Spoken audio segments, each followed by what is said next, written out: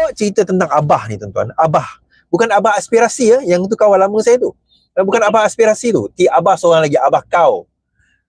Abah sekarang ni, dia telah kalah satu saman terhadap China DAP bernama Lim Guan Eng. Sebanyak 1 juta lebih dia kena bayar. 1 juta lebih dia kena bayar Lim Guan Eng, tuan-tuan. Tuan-tuan, fitnah punya fitnah. Korang sebar. Rupanya fitnah. Allah, hai. Kemudian fitnah itu kalau Abah ni bolehlah dia nak kena saman. Yang mana yang menyebarkan tu? Engkau rasa fitnah orang bukan Islam ni tak berdosa ke tuan-tuan? Berdosa. Sama je berdosa dia. Kan? Kau fitnah orang Islam ke bukan Islam ke? Fitnah tetap fitnah. Dosa tetap dosa. Okay, ni nak cerita. Kenapa saman fitnah ni boleh bermula? Dia bermula masa kita bangkitkan isu bersatu terima hampir 300 juta daripada salah satunya Buhari Equity. Masuk ke dalam akaun Bersatu pada waktu itu. Dan antara sebab kenapa Buhari Equity bagi duit kepada Bersatu adalah janji daripada abah korang, Muhyiddin Yassin, bahawa pada masa itu Yayasan Buhari telah dihentikan untuk pengecualian cukai. Pengecualian cukai itu dihentikan. Maka dia jumpa dengan Muhyiddin Yassin. Muhyiddin Yassin kata, dia tak kata spesifik lah, boleh, tak ada masalah. Tapi kalau nak, masukkanlah duit ke dalam parti kami. Okay, masuk duit dalam parti kami. Now, itu satu cerita lain. Yang cerita kita nak bawa ni, dia bangkitkan soalan, kenapa perlu disekat Yayasan Buhari punya tax exemption? Kenapa perlu disekat Yayasan Buhari punya tax exemption? Kemudian Muhyiddin Yassin kata bukan dia yang buat, sebenarnya yang buat tax exemption itu adalah Lim Guan Eng sewaktu dia jadi Menteri Keuangan. Jadi baru-baru ini Lim Guan Eng tak puas hati. Dia kata bila masa aku buat, aku sekat pun tidak, tarik pun tidak. Maka dia pun menyaman abah kau, maka abah kau telah disaman dengan I think berapa juta, 10 juta ke. Dan salah seorang saksi yang dibawa oleh defendant, oleh dia best si Muhyiddin Yassin bawa saksi ni. Tapi saksi ni bagi statement bercanggah dengan kenyataan daripada maksudnya saksi tu pun bagi statement yang membunuh Muhyiddin Yassin. Dia tanya, lebih kuranglah benar ke dakwaan mengatakan bahawa Lim Guan Eng ni yang terlibat dalam memansuhkan ataupun dalam menarik orang kata tax exemption tersebut. Pegawai tu kata tak, bukan Lim Guan Eng. Akhirnya tak ada, Lim Guan Eng tak kena kan. So daripada situ mahkamah mengatakan bahawa itu dipanggil sebagai fitnah. Okey. So dia kena bayar 1.35 juta kan. Kena arah bayar 1.35 juta. Now, saya tengok dekat social media. Bermain-main di social media mengatakan, kalau kau tengok sebenarnya Abah ni telah difitnah. Abah ni Muhyiddin Yassin telah difitnah. Ini tidak betul. Ini penipuan, tuan-tuan. Yang pertama sekali, Muhyiddin Yassin merayu, dia bukan merayu pada kes, dia merayu pada hukuman. Dia beza.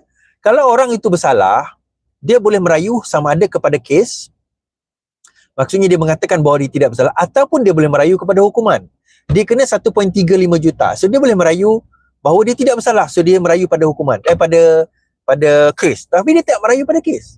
Sebaliknya dia merayu pada hukuman. Dia mengaku dengan tidak secara langsungnya, seolah-olah mengatakan dia mengaku bahawa dia memfitnah, cuma diminta kurang jumlah.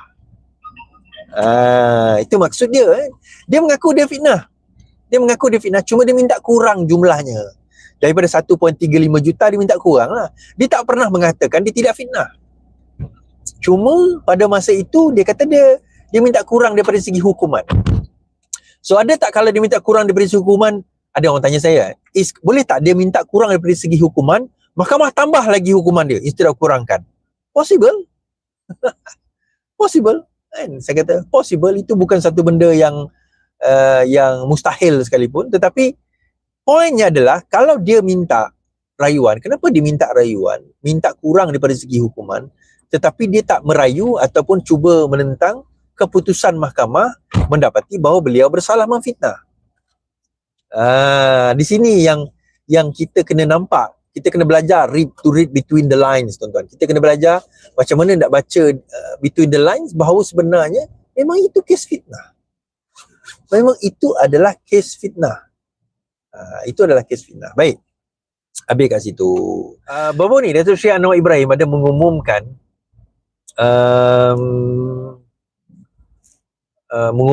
bahawa menulis surat memohon secara formal untuk membawa Israel keluar daripada daripada PBB kalau sekiranya masih lagi melanggar ketetapan daripada PBB berkenaan dengan gencatan senjata dan sewaktu dengannya. Dan 6 anggota tentera kita tercedera dalam serangan di Lubnan semalam, 2 hari lepas. Beberapa hari lepas lah, di Lubnan beberapa hari lepas. Dan kita rasa bahawa perkara itu adalah sesuatu yang sangat besar dan sangat berat lah. Tetapi saya harap dengan kemenangan Trump ni, walaupun orang tak percaya, mungkin Trump ni satu-satu manusia daripada US yang mungkin boleh menghentikan serangan ini, suka atau tidak lah. Tapi bukan itu poin saya. Poin saya adalah bagaimana Perdana Menteri membawa BRICS. Macam mana? Perdana Menteri ni bila dia buat pengumuman tu, ada seorang kawan sini tanya pada saya, dia kata, ada yang kata tak puas hati Datuk Seri Anwar Ibrahim umum benda tu tentang keselamatan dan sebagainya, tak wajar mengumumkan, tak patut, nanti negara kita kena sanction. Tuan-tuan, sebut pasal sanction ni, sebenarnya negara kita memang dapat ancaman sanction. Sanction ni maksudnya sekatan. Negara kita memang ada ancaman sanction itu. Dan itu saya kata berkenaan dengan bagaimana dolar sekarang ini dan sebelum ini pun digunakan untuk nak nak weaponize dan nak gunakan sebagai senjata menentang atau menyekat atau menekan negara-negara seperti kita dan sewaktu dengannya. Jadi kalau tuan-tuan perasan pengumuman tentang permohonan kepada Israel supaya Israel atau penulis surat supaya Israel dikeluarkan daripada PBB, kalau sekiranya masih melanggar itu, dibuat sebaik sahaja Datuk Seri Anwar Ibrahim mengumumkan bahawa Malaysia telah diterima, at least kalau tak sepenuhnya, sebahagiannya menyertai BRICS. Kenapa perkara ini sangat penting, tuan-tuan? Sebab macam saya kata, kita ni, kalau kita faham apa sahaja ekspor kita dan import kita kepada negara luar, kita menggunakan dolar. Kita tak guna direct mata wang negara dia. Kita masih menggunakan US dollar. Jadi bila kita menggunakan US dollar, bila berlaku sekatan, di situ nanti kita berkemungkinan susah untuk kita nak melakukan perdagangan dalam negara bersama dengan negara-negara tersebut. Dan antara tempat yang kita ekspor banyak di samping US adalah Rusia serta China. Okey, kita jangan nafikan bahawa China ni adalah satu tempat, Rusia ni adalah satu tempat di mana kita berdagang. Cuma sama ada perdagangan kita itu secara direct atau indirect, itu another question. Tak ramai yang tahu kita sebenarnya masih berdagang dengan Rusia, tapi kita tak buat direct. Kita melalui orang ketiga, keempat. Ada kita hantar ke Vietnam, atau kita hantar ke China, atau kita hantar ke negara lain, Dubai dan sebagainya. Saya tahu Dubai ada tidak kan? Tapi kita hantar ke negara lain, dan daripada situ mereka hantar ke Rusia. Okay. So indirectly sebenarnya memang perdagangan kita dengan Rusia, cuma dia jadi mahal kerana kena melalui beberapa orang tengah atau at least satu orang tengah untuk dia nak sampai ke negara tersebut. Now, dengan pengumuman BRICS baru-baru ini, kita berdagang dengan India, dengan China, dengan Rusia. India, China dan Rusia combine population tu separuh dunia. Alah, dijam lah pula. Tiba-tiba dia tangan cini. Okey, dah start balik. Sekarang tak jam. So, kalau kita tengok bahawa Rusia, China dan juga India, 3 negara ni dah membentuk separuh dunia, tuan-tuan. Taklah, hampir separuh dunia lah. Kita kata populasi dunia ni lebih kurang berapa? 7 bilion. So India campur China itu dah 2.8 bilion. Campur dengan Rusia lebih kurang dalam 3 bilion. 3 bilion, 1/3 dunia tu ada dekat 3 negara ni, tuan-tuan. 3 negara ada dekat apa orang kata, untuk membentuk 3 negara ini membentuk 1/3 dunia.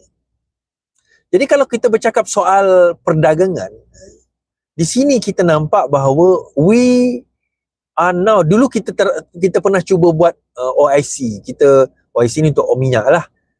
Boleh kita buat ASEAN, kita buat beberapa rakan dagang kita sendiri, tetapi kita nampak macam rakan dagang kita ni tak berapa, yalah mereka sendiri pun menanggung banyak benda kan.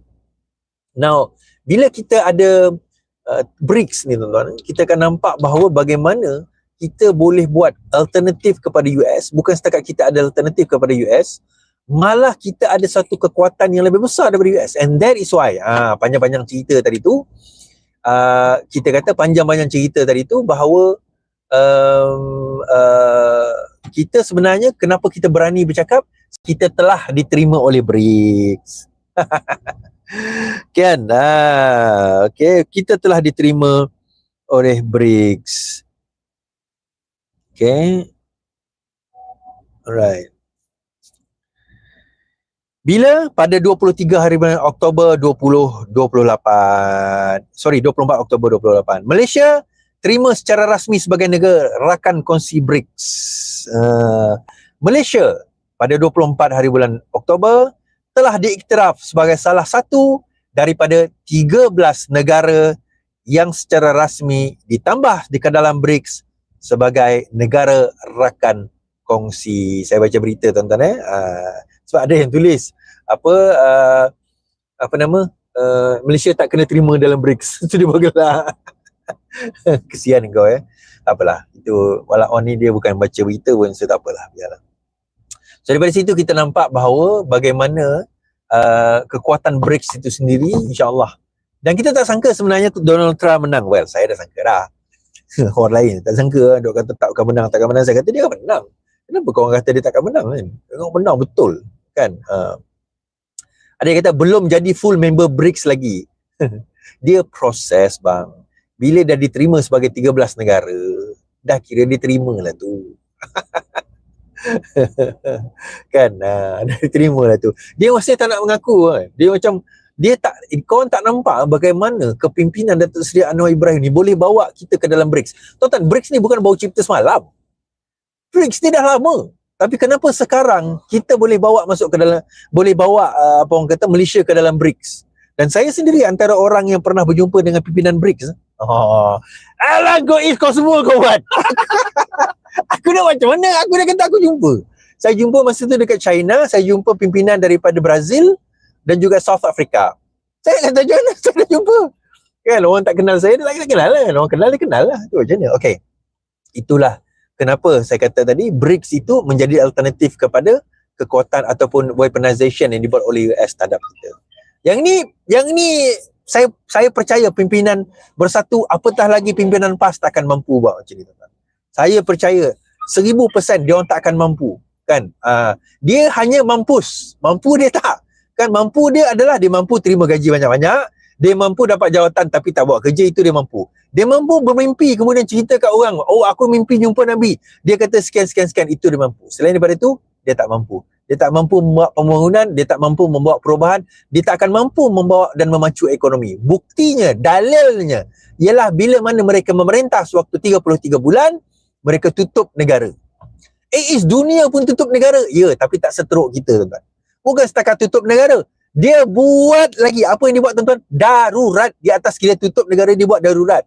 Itu dipanggil double jeopardy dia tu. Gila lah. Kan, siapa yang susah? Bukan setakat kita yang susah dengan walaun sekali susah. Tapi walaun kata tak apa. Kan? Kami susah tak apa. Gantung bendera putih tak apa. Tuan-tuan, negara kita ada gantung bendera putih sekarang ni. Pada zaman dia, bendera putih telah digantung. Baik, habis cerita itu.